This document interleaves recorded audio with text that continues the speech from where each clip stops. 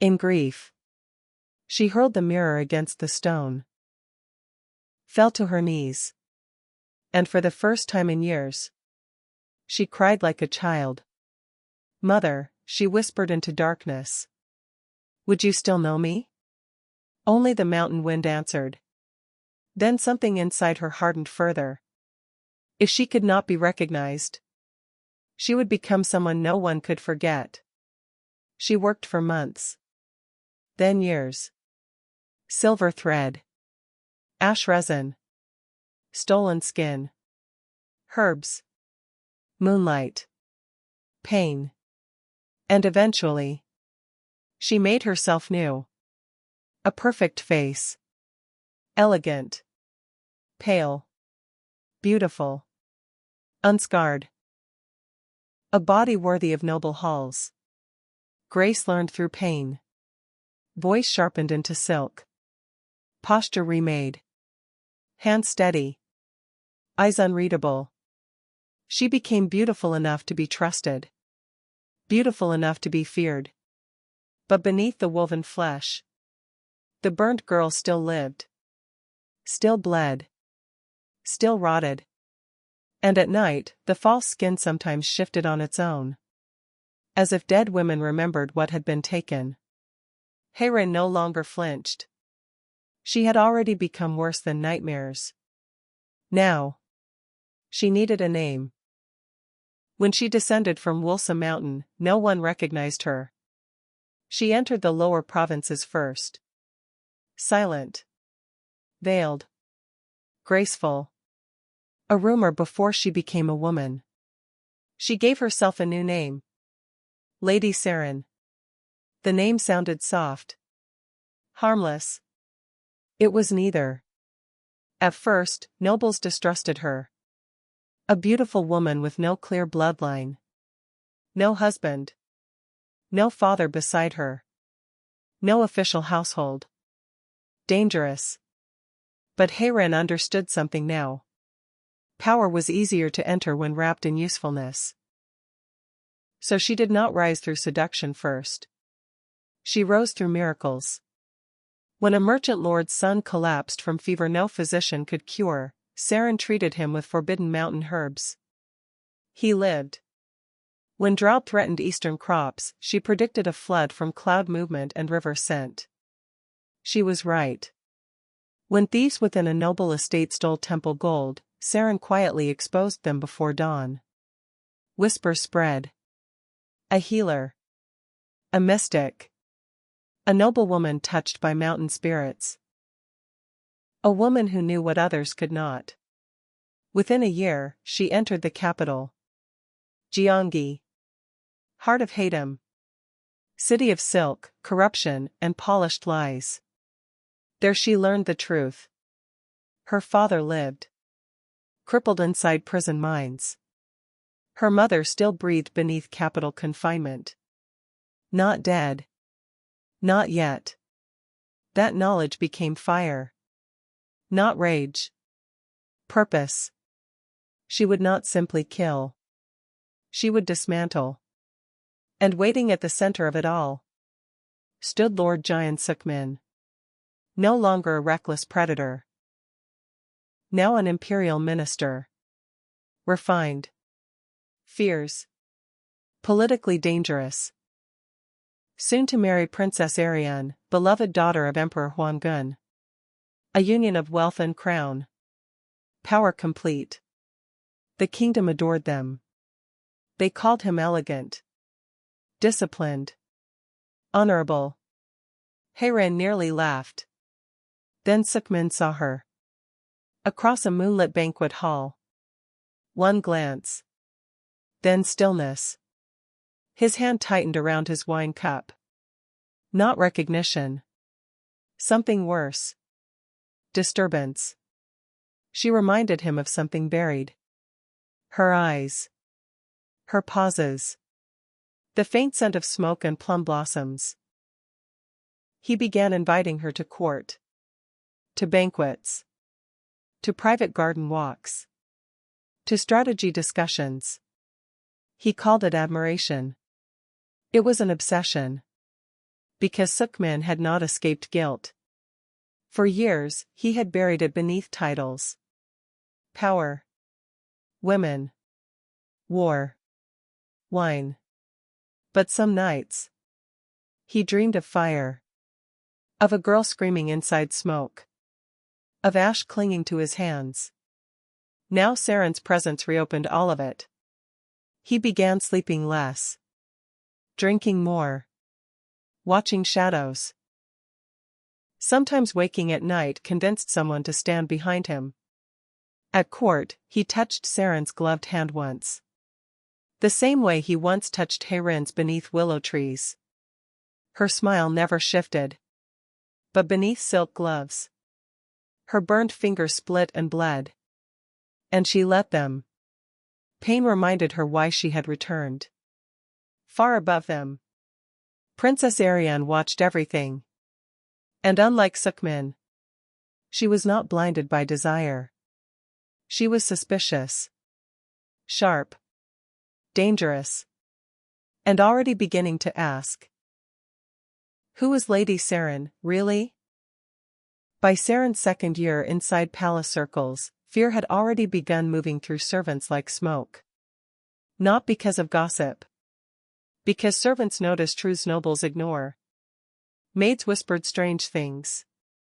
Lady Saren never stayed near strong heat. She avoided direct sunlight. Her chamber smelled faintly of herbs, ash, and rain-soaked soil. And some nights, voices were heard inside her room. Though she slept alone, Princess Ariane began investigating her quietly. She bribed eunuchs, questioned maids, ordered spies to follow her, examined records. No bloodline. No proper clan roots. No husband. No childhood registry. Lady Saren had appeared almost like a spirit. That alone made Ariane dangerous. Because she was not merely jealous. She was strategic. And she loved Sukman, not tenderly, but possessively. She would not lose power, crown, or marriage to a mysterious woman. So humiliation began. Controlled. Elegant. Cruel. Tea spilled deliberately over Saren's sleeves.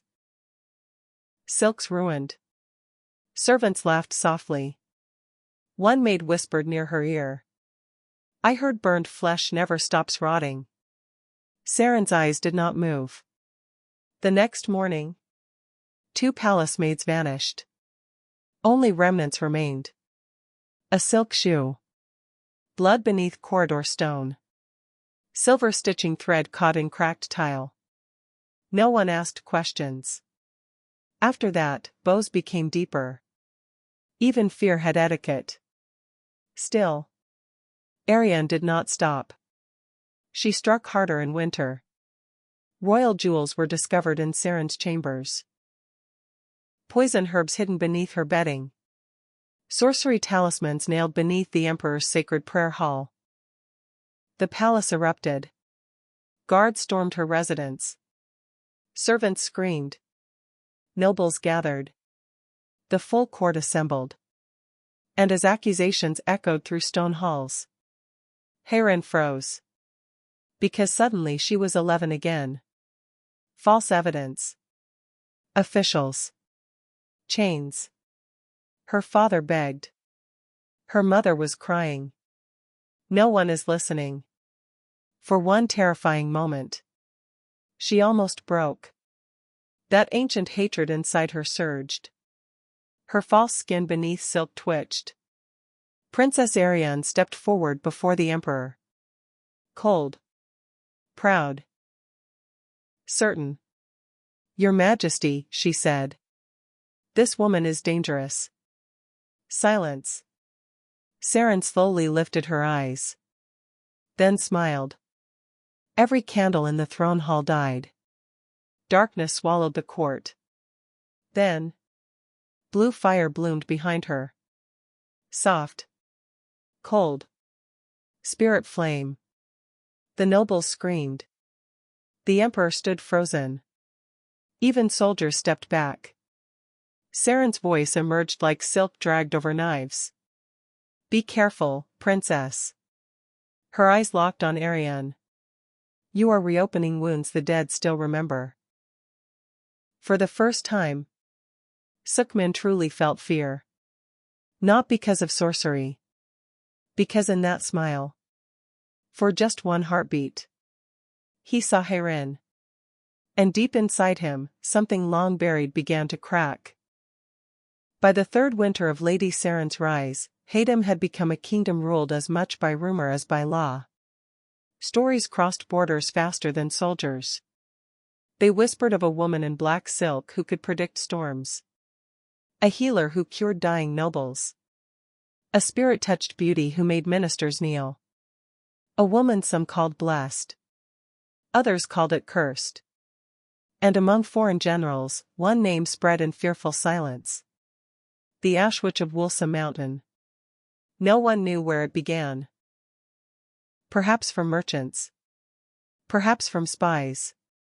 Perhaps from men who saw too much and returned home speaking less. But the effect was real.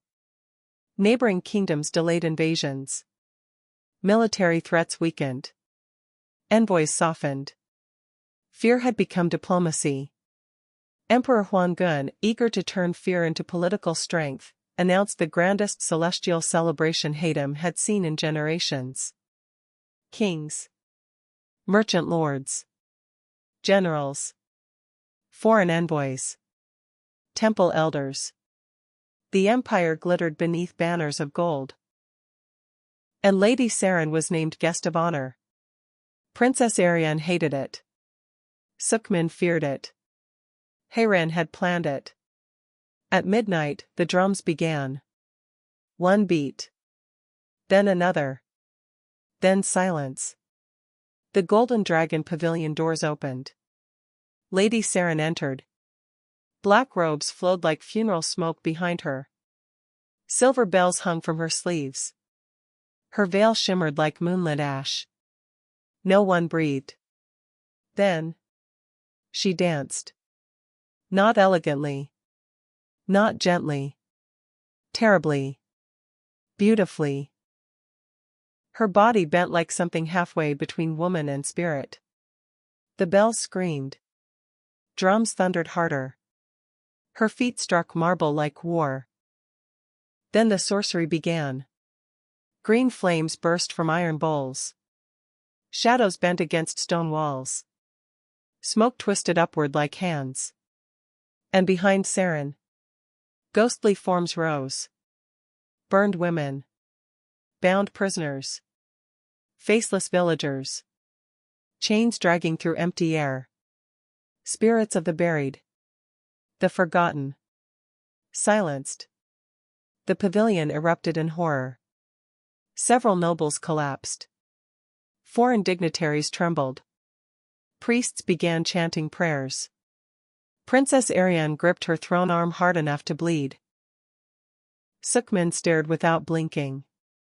Because among the spectral shapes, he saw one small girl beneath willow branches. For a heartbeat. Hae-rin. Then gone.